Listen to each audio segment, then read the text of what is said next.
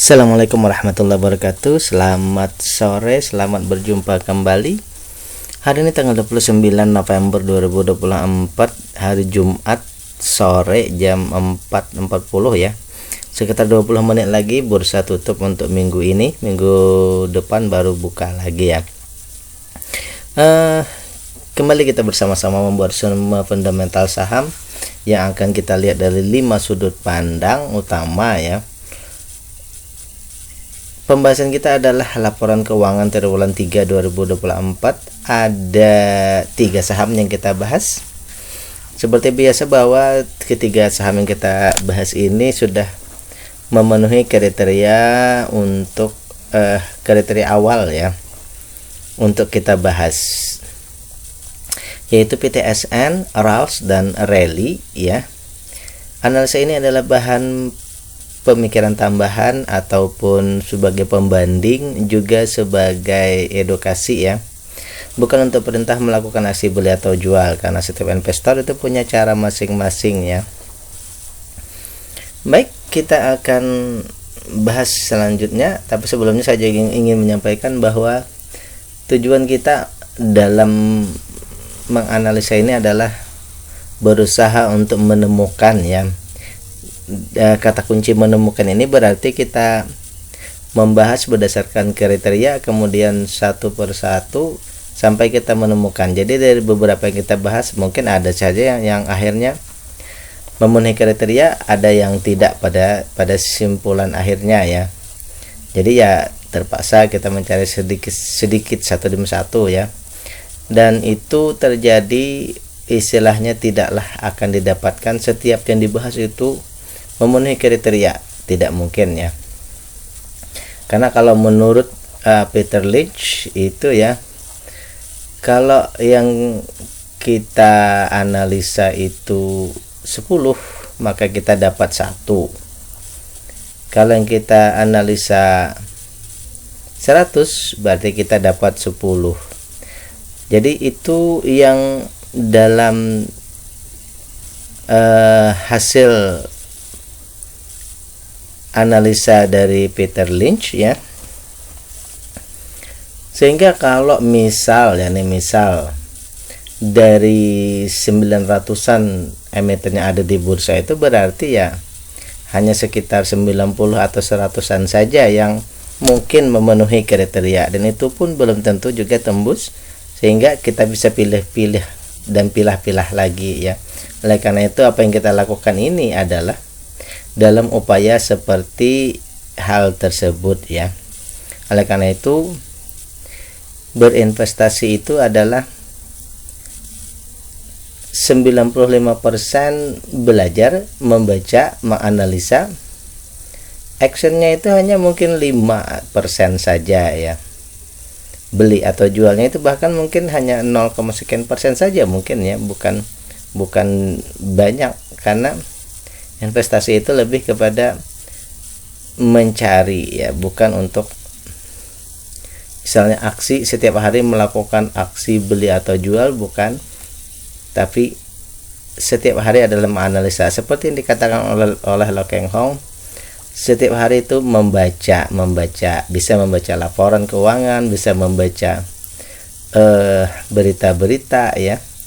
Hanya untuk tahu, bukan berarti untuk melakukan aksi, tapi untuk mengetahui apa yang sebaiknya dilakukan ya. Baik, demikian kita akan lanjut lagi. Jadi tujuan kita pada titik akhirnya adalah dalam membahas saham-saham ini adalah berusaha untuk mendapatkan emiten ataupun saham yang ada diskonnya atau punya MOS, kemudian ada proyeksi untuk bagger atau multi bagger, dan terakhir kita punya dividen selama masa menunggu itu sampai momentumnya terpenuhi ya. Baik, kita lanjut.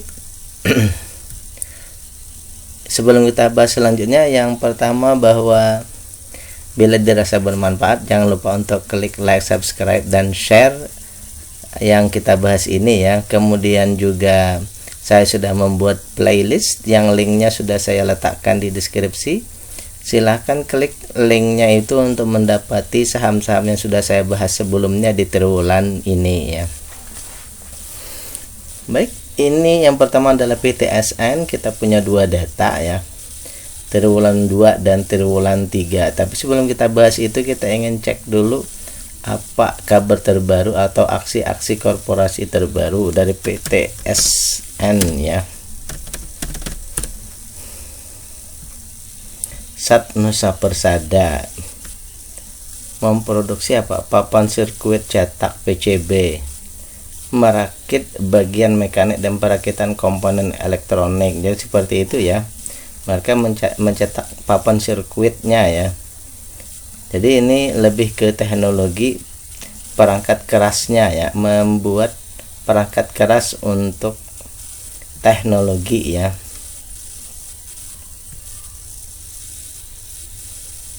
Gaji rata-rata seperti itu. Oke, kita lanjut saja.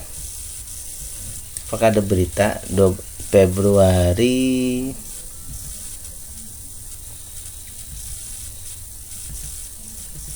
kita cek lagi ke sini ya.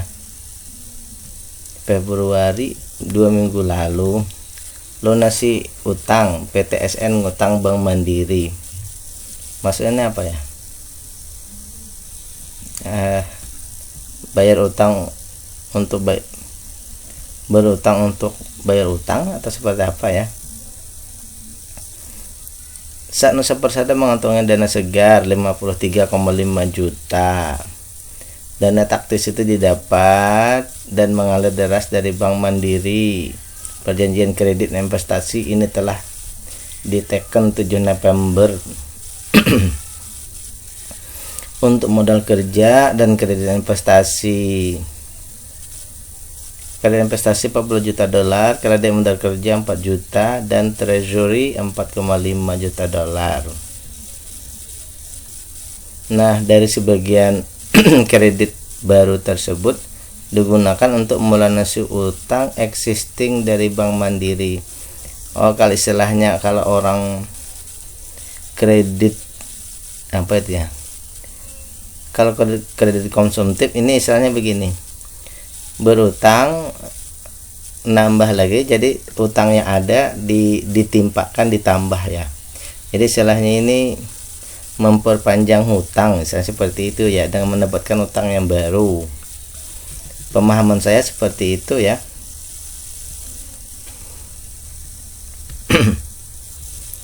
Dapat kredit 2 minggu yang lalu. Megawati undur diri, ini penjelasan Sat Nusa Persada. Coba kita cek. Ini kayaknya direkturnya mundur ya. Komisaris. Megawati meninggalkan posisi komisaris utama. Itu dilatari kepentingan dan keinginan pribadi. Tepatnya Megawati berkeinginan melanjutkan jenjang pendidikan.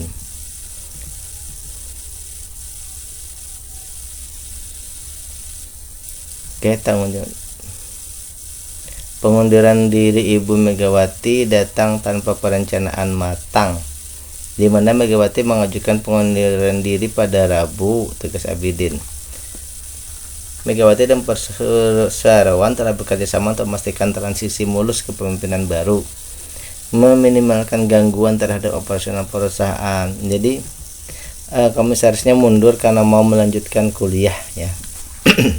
Katanya seperti itu, melanjutkan pendidikan ya, atau kuliah atau apa, melanjutkan pendidikan. Juli udah lama. Oke. Jadi 2 kabar terbaru tadi, pengunduran diri komisaris dan juga utang ya, gali lubang untuk menutup lubang yang lama ya. Baik. Dari data ini kita dapatkan bahwa modal perusahaan menurun, keuntungan juga menurun, harganya turun, aset lancar turun, hutang tetap ya. Jadi secara umum perusahaan ini mengalami penurunan ya, penurunan kinerja. Kemudian keuntungan bersihnya 8% jadi 7%. Oke, jadi perusahaan ini kita kategorikan keuntungannya masih di bawah 10% ya. Baik, selanjutnya dari segi permodalan 204 dari 232 kita punya 37% ya rentang harganya. Harganya masih 37% di bawah. Kalau kita kejarkan ke PBV 2,5 ini berarti ada 296. Berarti ada potensi untuk multi bagger. Untuk maksimal beli masih di bawah ya. Ada 12%, kita dapat MOS-nya. Diskonnya 12%. Ada potensi untuk multi bagger ya. Kemudian perusahaan sudah membagikan dividen tapi jumlahnya masih, DPR-nya masih kecil. Kalau misalnya dibagikan sekarang, ini kita hanya dapat 2,3% kalau dibagikan sekarang ya. Terus untuk ketahanan perusahaan, aset lancarnya ini oke, 17%, besar ya. Yang lain-lainnya tidak ada masalah ya. Untuk ketahanan oke semua, berarti perusahaannya ketahanannya oke, tidak ada masalah. Hanya di sini masalah kinerja ya. Kinerja atau performance perusahaan yang untungnya belum memenuhi, istilahnya kalau menurut kita belum memenuhi kriteria yang kita inginkan, yaitu di atas 10%. Sehingga kalau kita menunggu atau menjadikan watchlist saham ini, maka kita mesti menunggu di triwulan 4. Yang pertama kita lihat lagi nanti ya, apakah dia bisa meningkatkan IPS-nya. Karena di sini keuntungannya di bawah 10%, tentu saja berarti valuasinya kita tunggu lagi sampai ke valuasi murah, berarti harganya juga kita harapkan nanti turun. Plus dividend payout ratio. Jadi untuk PTSN ini 3 yang kita tunggu ya.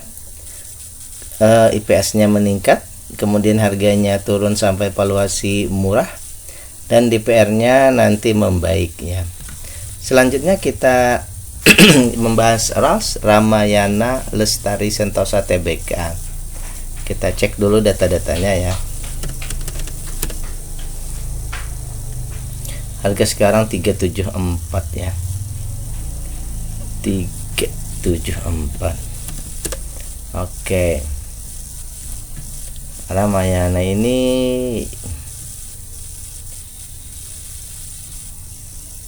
perdagangan umum. Ini perdagangan toko yang biasanya mereka ada di mall-mall ya.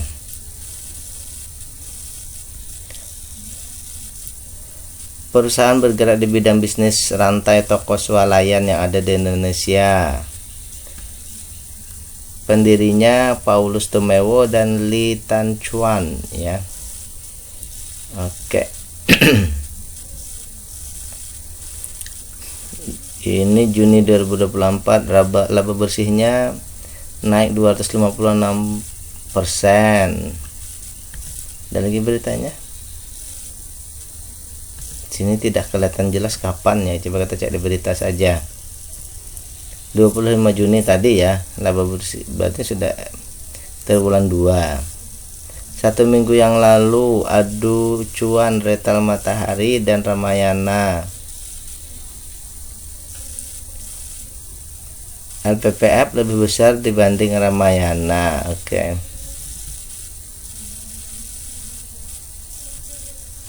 Ini Juli ya. Oke.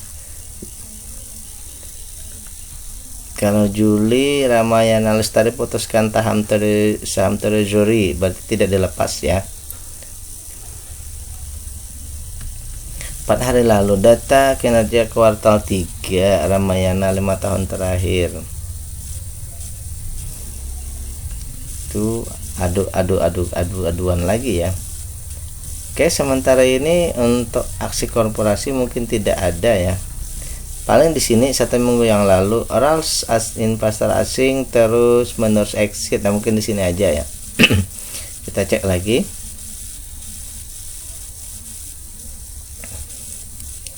Asing terus menerus exit ya untuk RALS. Baik, kita cek dulu 3 data triwulan 1, 2 dan 3. Ini permodalannya fluktuatif. Untuk IPS juga menurun ya. Untuk permodalan turun lalu naik sedikit. Untuk IPS ini turun. Aset lancar fluktuatif ya, naik kemudian turun. Ya, aset lancar ini meningkat. Hutang tidak berubah ya. Kepemilikan tetap non warkat tetap. Keseinya ini ada perubahan di kepemilikan asing tadi dari 8,6% jadi 6,7 ya. Asing ada di triwulan 3 ini, asing keluar ya. Baik. Kita cek dulu dari keuntungan bersih tadi ya. Oke, this side cannot be reached. Oke. Triwulan 1 untungnya 10%, triwulan 2 8, triwulan 3 8. Berarti untuk kinerja keuntungan bersihnya menurun terus ya. Dari 10 menjadi 8. Berarti sekarang dia kurang dari 10% ya. Untuk harga ya 374 dari 496 ada 25%. Rentang dari harga sekarang ke nilai buku. Kalau kita kejar PBB 2,5, ini masih ada potensi multi bagger di 231%. Untuk valuasi ini ada 11%, MOS-nya ya. Ada 11% itu diskon kalau kita membeli sekarang. Jadi kalau kita beli sekarang ada diskon 11% dan ada potensi untuk multi bagger. Dari segi konfirmatornya dividen, perusahaan membagikan dividen yang melebihi dari seharusnya ya, melebihi dari seluruh keuntungan 118%. Dari 118% ini ya, kalau misalnya kita bagi sekarang, maka kalau dibagi hari ini ya berdasarkan data triwulan 3 kita akan dapat 13% ya. Selanjutnya ini free cash flow aman. Aset lancar tadi aman semua ya, kecuali asing tadi keluar ya, 1% keluar. Baik, dari data yang kita dapatkan di sini ya, kalau menurut menurut opini saya bahwa sampai kepada simpulan opini kita bahwa perusahaan ini dari segi ketahanan perusahaan ini oke, tidak ada masalah. Dari segi dividen sangat bagus, hanya saja dari segi keuntungan di sini ya, dari segi keuntungan dia kurang dari 10% ya, sehingga valuasinya berada di valuasi wajar. Untuk perusahaan yang berada di yang keuntungan di bawah 10%, menurut saya pribadi ya, tentu saja kita akan menunggu lagi nanti perusahaan ini untung sampai di atas 10%, sehingga valuasinya nanti bisa bergerak ya. Kalaupun karena dia bukan growth emiten, maka kita menunggu dia sampai ke valuasi murah ya. Berarti di sini ada 2 dan jadi kita menunggu IPS-nya meningkat sehingga nanti valuasinya juga turun menuju ke valuasi murah. Karena perusahaan yang bukan growth, kita anggap saja fair company, kita harapkan kita masuk di valuasi murah ya. Oke, itu yang kedua. Selanjutnya kita akan bahas yang ketiga, Reliance Sekuritas Indonesia. Kita cek dulu datanya ya.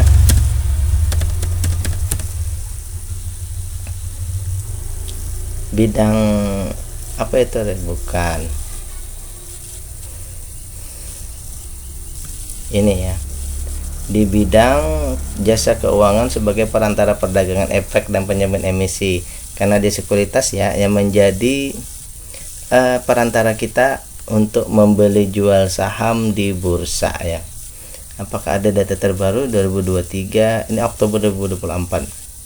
Rally saham emiten lingkaran Prabowo dan Gibran, bukan ini ya, bukan rally itu ya, yang Reliance ini rally ungkap 2 layanan dorong kinerja. Coba kita cek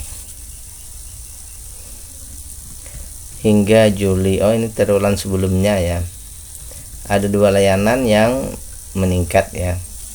Oke, Agustus kita cek di sini aja ya, berita 2 minggu yang lalu. Rally harga bukan, siap panen bukan, karena kata-katanya rally ini ya, sehingga ini bukan yang dimaksud ya.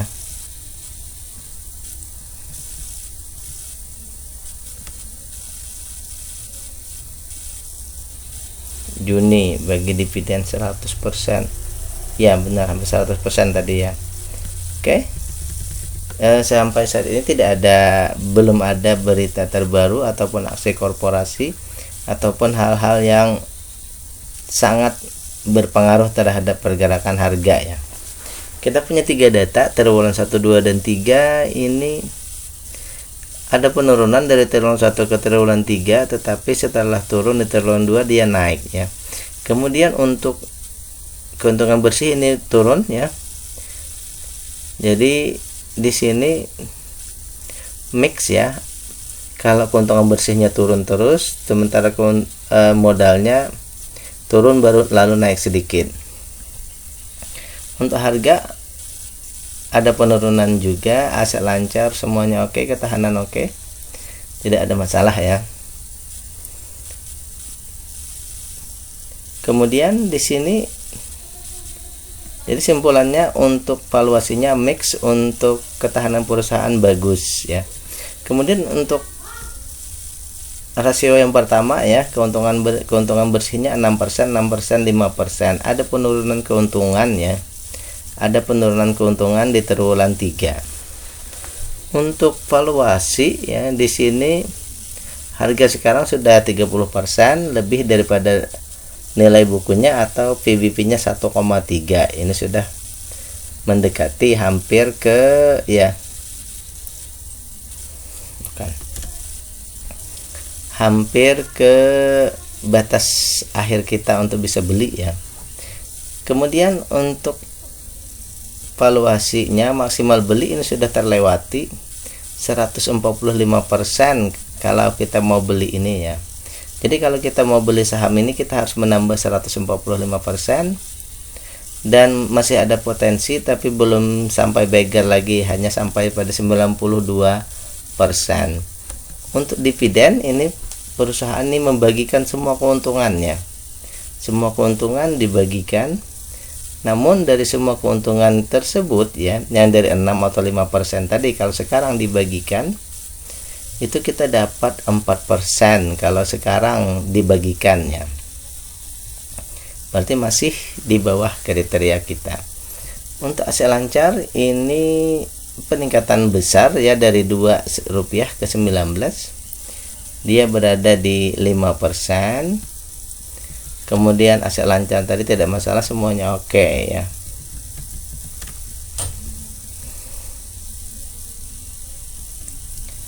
Tinggal kita sampai pada bagian akhir, yaitu opini kita terhadap perusahaan ini.